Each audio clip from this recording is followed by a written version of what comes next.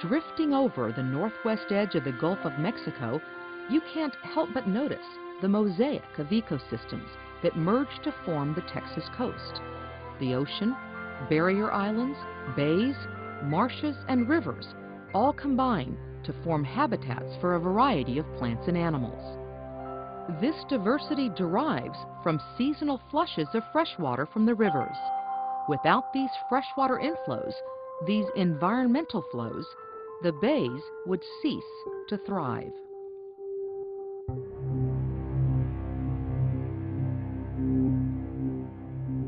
The health of the bay depends on it. I mean, the plankton growth, the grass, seagrass, the fish need it for their spawning. The salinity has to be right.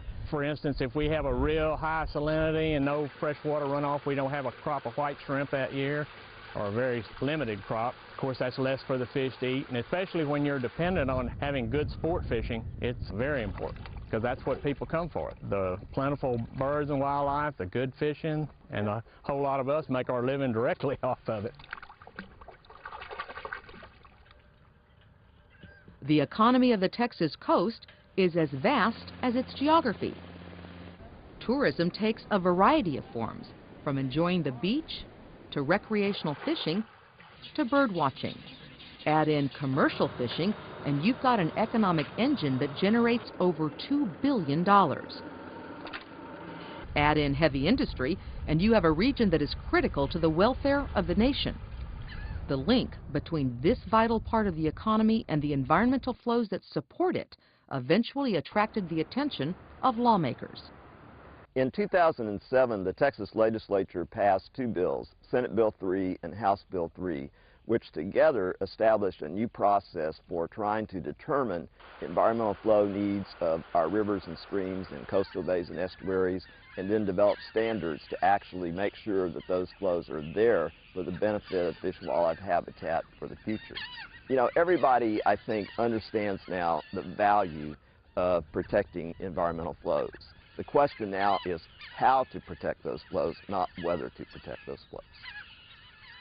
So we finally passed the environmental flows legislation. We narrowly missed passing that in 2005. This time it came down to the very last day of the session, the very last hours, but through the heroic efforts of lots of people, the bill finally passed.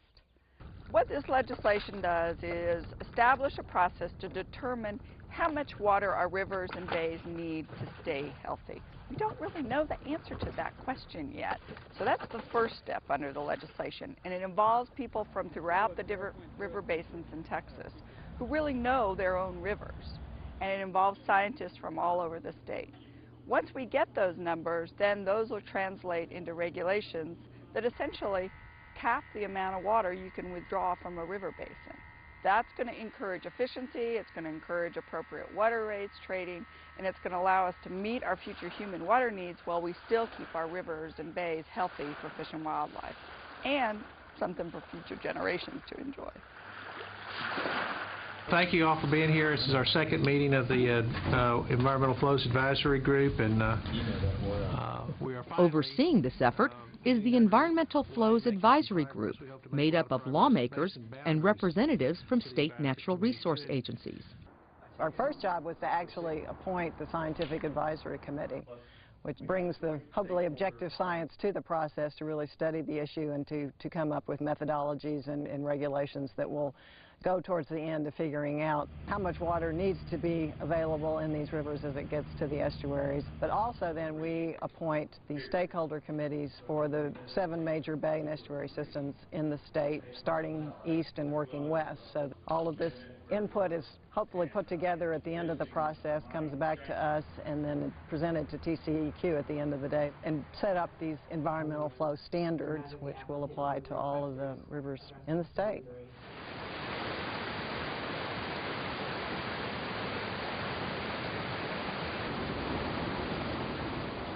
A variety of people comprise the Bay and Basin Stakeholder Committees. Private citizens representing a particular interest, environmental groups, and water resource agencies. They will try to build a consensus and recommend what amounts of fresh water need to reach the bays.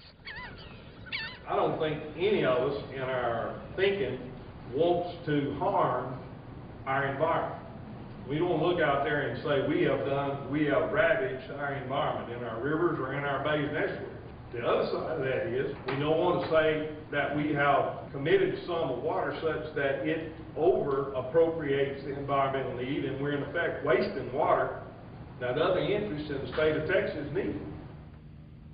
What we do in one part of the state impacts what happens in other parts of the state. So it's important for us to kind of band together to understand that a little better.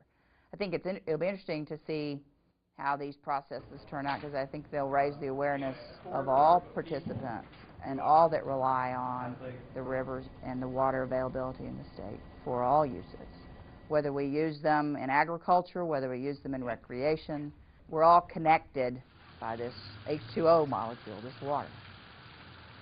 Water also connects us to the natural world, and that experience alone is priceless. For some, it's the connection to water that flows continuously for hundreds of miles. For me, the river is very special. Recreationally, it is an inspiration to me for my photography, and it's a place where I observe wildlife and make connections with that aspect of wild places, and I paddle and canoe, but more importantly, it's a sense of place. The Neches River is a sense of place for me. And perhaps even more important, it makes a connection for me with the Creator, you know, and it's this mystique of what's around the bend that you always paddle towards. And I think it's a continuing renewal process as you paddle and go along. For others, the connection comes from the vastness of the Texas bays, hundreds of thousands of acres of water, some that may be only a few inches deep. Rockport is, in my way of thinking, just really paradise, and I think anyone that came here would very quickly realize what a treasure it is. The fishing is better than anywhere in the country, and I've been all over the country and all over the world fishing, and there's not any better place or anything more pure than this. It's so singular. I mean, the quality of the water is extremely good. The wildlife is spectacular. I would suggest to you that since the whooping cranes chose this place, and they're down to the last few hundred, it's pretty indicative of the purity of this area. And I spend 30 or 40 days a year here. The way Texas is addressing the environmental flows process has never been tried before on this scale, and the results could influence how others forge environmental laws in the future. Texas is really leading the way in the nation on environmental flows right now. This is the most comprehensive environmental flow protection statute in the country. So we need to make sure that we implement it correctly.